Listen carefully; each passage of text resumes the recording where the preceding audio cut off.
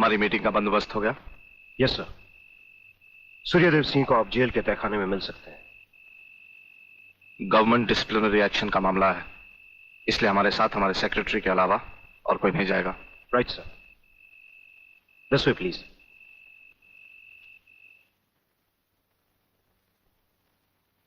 आप इधर उधर देखने की तकलीफ मत उठाइए मंत्री साहब, हम देख भी चुके हैं और सुन भी चुके हैं। यहाँ दीवारें तो हैं लेकिन इनके कान नहीं। आपका वागले से अलग हो जाना, वागले का भरी अदालत में आपके खिलाफ बयान देना, आपका गिरफ्तार होना भाई ये सब मेरी समझ में पूरी तरह से नहीं आया। इसलिए तो आपको हमने याद किया है। और जब कभी सुबह समझा जाता है तो इंस्पेक्टर वागले इसी तरह भेस बदल कर हमसे मिलने यहाँ आते रहते हैं।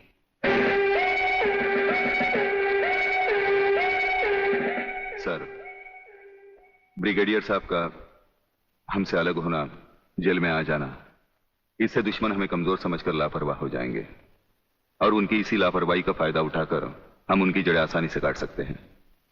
हम जिन जराइम की तलाश में हैं, उसकी कुछ जड़ें इस जेल की चार दीवारी में भी पैवस्त हैं।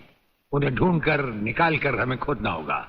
और मंत्री साहब, आपसे खास बात ये कहना थी कि हमारी गैर हाजिरी में इंस्पेक्टर वागले आपसे हॉटलाइन पर बातचीत किया करेंगे। ये जब कभी भी आपसे कहें, आप हमारे लिए रिहाई के ऑर्डर भिजवा दीजिएगा। ठीक है, आप जब चाहेंगे आपकी रिहाई के ऑर्डर्स भिजवा दिए जाएंगे। नमस्कार। Cheers!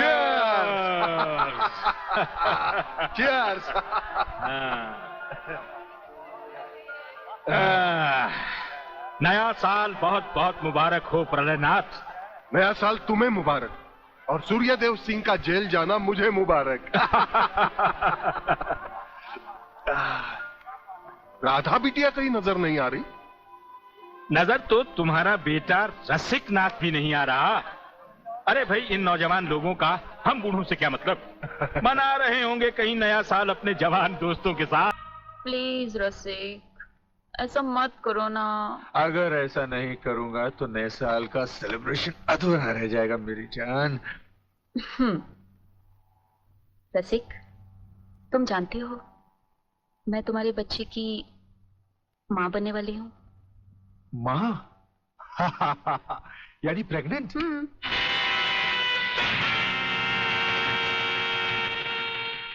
अनीता, तुम? हाँ, मैं। कह दो इसे भी, प्रेगनेंसी में परेशानी क्या है, करवा लो अबॉर्शन। शादी बाद में कर लेंगे, अभी तो हम बच्चे हैं। क्यों, यही कहा था ना तुमने मुझसे? और न जाने किस किस से कहा होगा। अनीता, अनीता, कब तक तुम मुझे यूं ही ब्लैकमेल करती रहोगी? राधा, राधा ये सब तुमसे झूठ बोल रही है। ये मुझे बदनाम करना चाहती है। इसकी बातों में मत आना तुम। मैं भी तुम्हारी तरह इसकी भोली भाली बातों में आकर इसके बच्चे की माँ बनने वाली हूँ। मेरे बच्चे की माँ? अरे ना जाने किस किस का पाप अपने पेट में पालकर तू मुझे उसका पाप बना रही है। रसिकनाथ, जिसका पाप मेरे पेट में है, उसे पापी का अंत करने आई हूँ।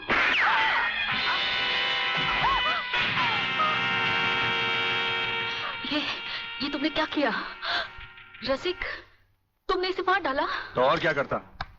हजारों औरतें जबरदस्ती मेरे गले पड़ रही थी। आज मैंने तुम्हारी सही शक्ल देख ली है रसिकनाथ। अगर ये एक बाजारू औरत थी तो तुम भी एक बाजारू कुत्ते हो जो जगह जगह मुंह मारते फिरते हो। मैं आज तुम्हारा भांडा फोड़ कर रहूंगी। मैं अभी पुलिस को फोन करती हूँ। साली, ज्यादा समझदार बनने की कोशिश की तो तेरा भी यही आशा कर दूंगा, समझे?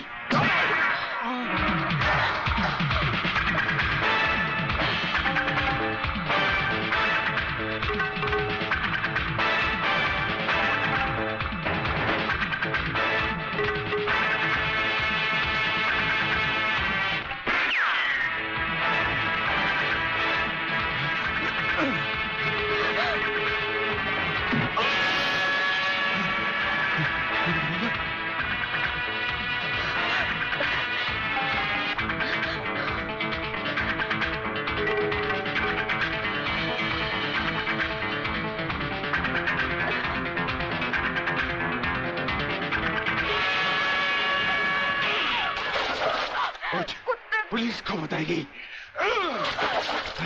पुलिस को बताएगी। जिंदा रहेगी तो पुलिस को बताएगी ना। न रहे बांस न बजेगी बांसुरी। मैं तुझे खत्म कर दूंगा कमीनी।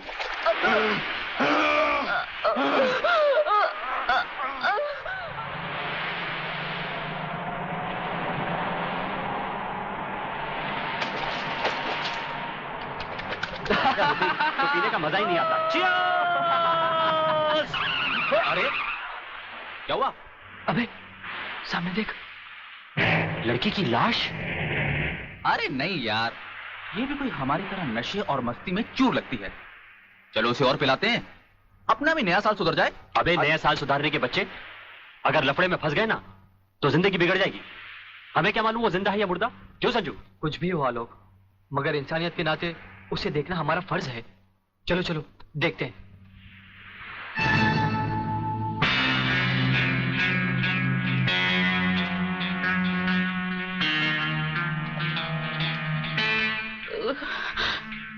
मुझे मत मारो प्लीज।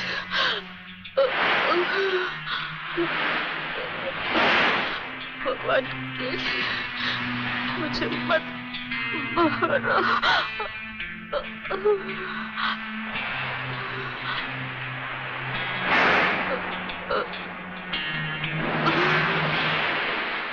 अरे ये तो फिर से बेहोश हो गई। लगता है किसी ने इसे बहुत मारा है। चलो इसे अस्पताल ले चलते हैं। डॉक्टर साहब। यस, क्या बात है? डॉक्टर साहब, ये लड़की बहुत सीरियस है, आप बचा लीजिए प्लीज। लड़की? कहाँ है लड़की? कौन है ये? हम नहीं जानते। तुम नहीं जानते तो इसे लेके क्यों आए हो? कहां से लाए हो? बीच से। ये हमें बीच पर बेहोशी की हालत में मिली थी। बेहोशी की हालत में?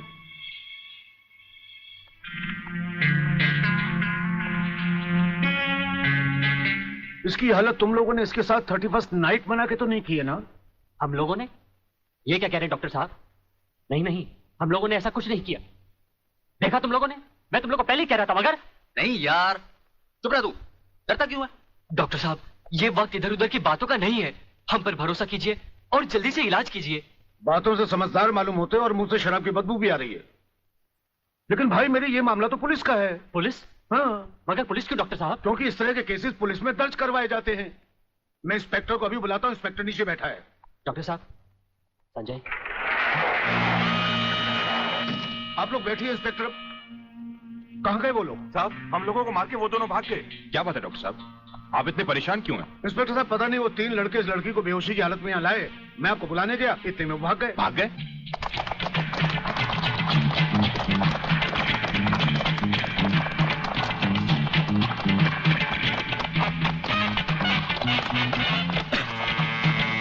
अरे जल्दी कर।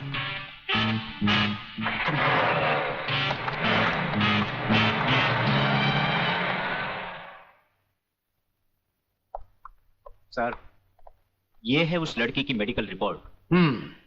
रेप केस है? नो सर, लड़की के पेट में 2 महीने का बच्चा है। लड़की को होश आया? No sir. उसका कुछ अता पता? अब तो उसके होश में आने के बाद ही पता लगेगा कि वो कौन है और उसके पेट में बच्चा किसका है। अंकल सेब अंकल। अरे अंकल सेब अंकल। अरे बेटे, अंग्रेजी को मार गोली और हिंदी में समझा। क्या बात है? काकाश्री, पिताश्री मेरे परलोक सुधारने का प्रबंध कर रहे हैं। अरे तुम वो मेरी हत्या कर। तुम जैसी कमीना औलाद को मार डालना ही बेहतर होगा। देखता हूँ आज तुम्हें कौन बचाता है। प्रलयनाथ, तुम बीच में मत बोलो जीवनलाल। इस कमीने ने आज मेरी इज्जत मिट्टी में मिला दी है। मैं इसे जान से मारू। बात क्या है? क्या किया इसने? ये बात तुम मुझसे पूछो तो अच्छा होगा। अच्छा अच्छा, रुक जाओ, शांति करो। बेटे रसिक, चलो उठो, बताओ क्या बात है? अंकल, अंकल मैं। हाँ हाँ बोलो, डरो मत। अंकल मैं एक लड़की से मोहब्बत करते हो, यही ना? हाँ। तुम भी कमाल करते हो प्रलयनाथ। बेटे की मोहब्बत बर्दाश्त नहीं कर पाए, उसे मारने पर तो लाए। अरे मोहब्बत करना तो आजकल के नौजवानों का फैशन है। बात यह नहीं है जीवनलाल, सच तो यह है कि इसकी मोहब्बत के चक्कर में वो लड़की इसके बच्चे की मां बनने वाली। ओहो, तो इसमें कौन सी नई बात है? करवा दो शादी। और अगर लड़की अपने बराबर की नहीं है तो करवा दो एबॉर्शन। मगर जीवनलाल बात यह है। अरे यार, ऐसे मामले में बात कुछ नहीं होती। सीधी सी बात है, अगर वो लड़की नहीं मानती तो पैसे वैसे देकर अपनी जान छुड़वा लो, और अगर फिर भी नहीं मानती तो तुम्हारे लिए किसी की जान लेना कौन सी नई बात है। प्रलयनाथ, तुम तो खामखा उस लड़की के लिए अपने बेटे की जान के पीछे पड़े हो। दरअसल बात यह है जीवनलाल कि वो लड़की तुम्हारी बेटी राधा है।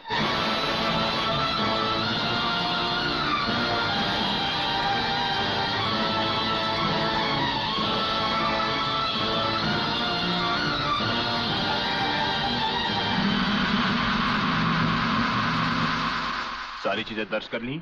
जी साहब। और हाँ, इस डेड बॉडी को जल्द से जल्द पोस्टमार्टम। साहब ये पर्स मिला है।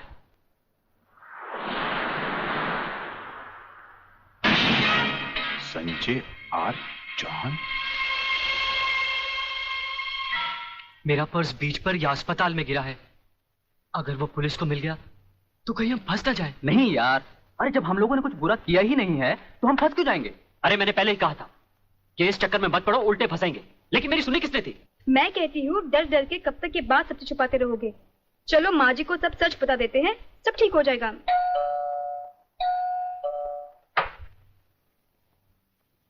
नमस्ते। नमस्ते। क्या बात है इंस्पेक्टर साहब? हम शक की बुनियाद पे आपके बेटे संजय और उसके 2 दोस्तों को गिरफ्तार करने आए हैं। गिरफ्तार? क्यों? क्या जुर्म किया है उन तीनों ने? ये आप अपने बेटे से पूछ लीजिए।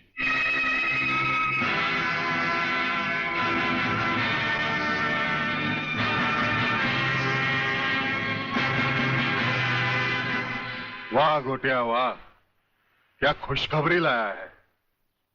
डीआईजी रुद्र प्रताप का बेटा पुलिस के फंदे में।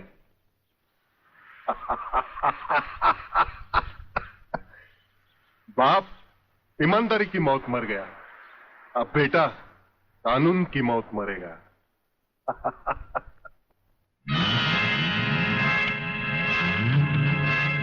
गोटिया आप देखना, मैं इस चश्मदीद गवाह को ऐसी मौत मारूंगा कि उसकी आंखें मुझे पहचानने से पहले ही बंद हो जाएगी। तुम उस डॉक्टर को खरीद लो और रिपोर्ट तैयार करवाओ जो मैं चाहता हूं।